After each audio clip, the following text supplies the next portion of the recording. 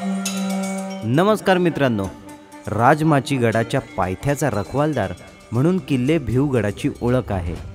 एका छोट्या टेकडीवर असलेला पण नैसर्गिक कड्यांनी बळकट बनलेला भिवगड या गडाची आज आपण हवाई सफर करणार आहोत। चला तर मग भिवगड किल्ला पाहूयात ड्रोनच्या नजरेतून।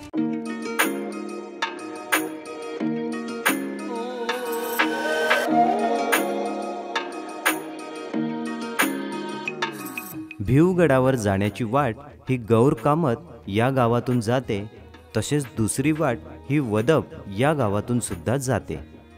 गडाच्या पाठीमागून आणि समोरून अशा दोन वाटा या गडावर आपल्याला घेऊन जातात। अगदी 10 ते 15 मिनिटांमध्ये आपण गड माथ्यावर जाऊन पोहोचतो। अतिशय सोपा आणि छोटेखानी ट्रेक म्हणून या भिवगडालाही ओळखले जाते। जर आपण राजमाची किल्ल्याच्या ट्रेकसाठी निघाला असाल आणि थोडासा वेळ आपल्याकडे आहे तर थोडी वाकडी वाट करून आपण अर्ध्या ते पाऊण तासामध्ये भिवगड पाहून पुढे मार्गस्थ होऊ शकतो। गडाच्या बाजूने जाणारी हीच वाट राजमाची किल्ला व तत्कालीन व्यापारी राजमार्ग यांना जाऊन मिळते।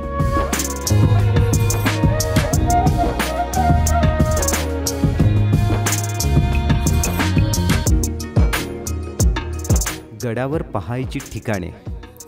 गौर कामत गावातून किल्ल्यावर चढाई करताना कातळात खोदलेली पाण्याची टाकी दिसतात। या टाक्याच्या डाव्या बाजूला कातळात कोरलेल्या पायरीचा मार्ग सुद्धा आहे। या पायऱ्या चढताना उजव्या बाजूला उंचावर 2 गुहा आहेत। या गुहांजवळ जाऊन जाण्यासाठी दगडात खोबण्या खोदलेल्या आहेत। पहिल्या गुहेच्या बाहेर एक वीरगळ सुद्धा आहे। दुसरी गुहा ही पहिल्या गुहेपेक्षा थोडी वरच्या बाजूला आहे। तिथे जाण्यासाठी कातळात पायऱ्या खोदलेल्या आहेत। या दोन्ही गुहांचा वापर हा किल्ल्यावर येणाऱ्या जाणाऱ्या वाटांच्या टेहाळणीसाठी केला जात असावा। सध्या दोन्ही गुहेत वटवागळांचा खूपच वावर आहे। गुहा बघून पुन्हा पायऱ्यांच्या मार्गावर आल्यावर 5 मिनिटातच आपण उद्ध्वस्त झालेल्या प्रवेशद्वारापाशी येतो। येथे तटबंदीचे अवशेष बघायला मिळतात।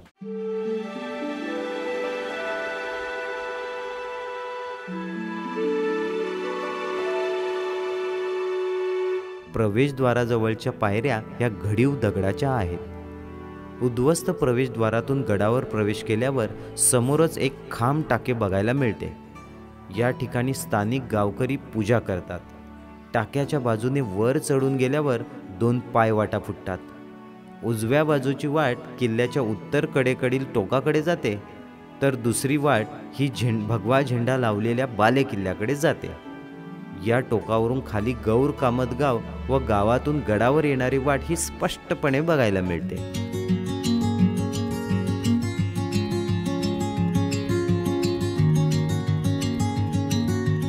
उत्तर टोक पाहून पुन्हा वाटेवर सरळ 5 मिनिटं चालत गेलं की आपण बाले किल्ल्यामध्ये येऊन पोहोचतो। या वाटेने चालत गेल्यावर आपणाला 2 टाक्यांपाशी पोहोचता येते।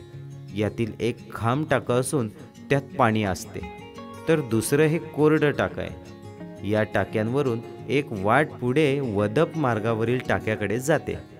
तेथे न जाता किल्ल्याच्या सर्वोच्च स्थानातील अवशेष पाहण्यासाठी आल्या मार्गाने पुन्हा मूळ वाटेने येऊन 2 मिनिटे वर चढून गेल्यावर आपल्याला किल्ल्याच्या सर्वोच्च माथ्यावर पोहोचता येते।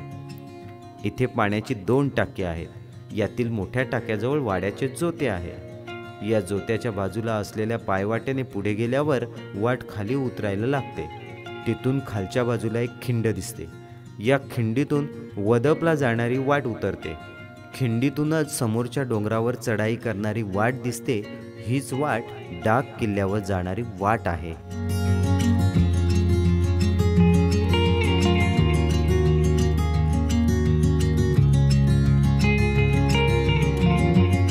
भिवगड किल्ला जरी एका छोट्या टेकडीवर बसलेला असला तरी कार्यकर्तृत्वाने अतिशय बलाढ्य गडकोट म्हणून गणला जात होता। घाटमाथ्यावरून कोकणात उतरणाऱ्या व्यापारी मुद्देमालाला अंतिम टप्प्यातील संरक्षण देण्याचे महत्त्वाचे काम हे या गडाचे होते।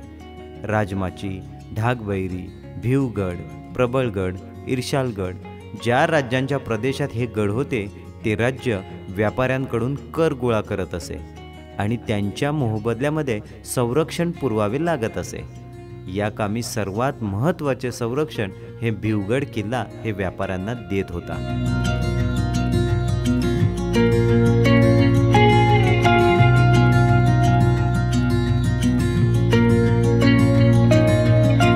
बाकी गडाच्या बाबतीत दस्तऐवज आणि पुरावे हे या भिवगडाच्या बाबतीत कमीच आढळतात आणि त्याच्यामुळे इतिहासामध्ये अपरिचित असणारा किल्ला म्हणून भिवगडाला ओळखले जाते। जरी हा किल्ला अपरिचित असला तरीही कार्यकर्तृत्वाने बलाढ्य आणि बुलंद असा हा गडकोट होता। तर या गडकोटाची आज आपण सफर पाहिली। ही सफर तुम्हाला कशी वाटली ही कमेंट करून मला जरूर कळवा। आत्ता आपण या व्हिडिओचा करूयात एंड। भेटूयात पुढील व्हिडिओमध्ये। तोपर्यंत स्वतःची काळजी घ्या। आपल्या चॅनलवरील नवनवीन व्हिडिओ पाहत राहा, लाईक करा, शेअर करा आणि आपल्या चॅनलला सबस्क्राईब करायला मात्र विसरू नका। जय शिवराय।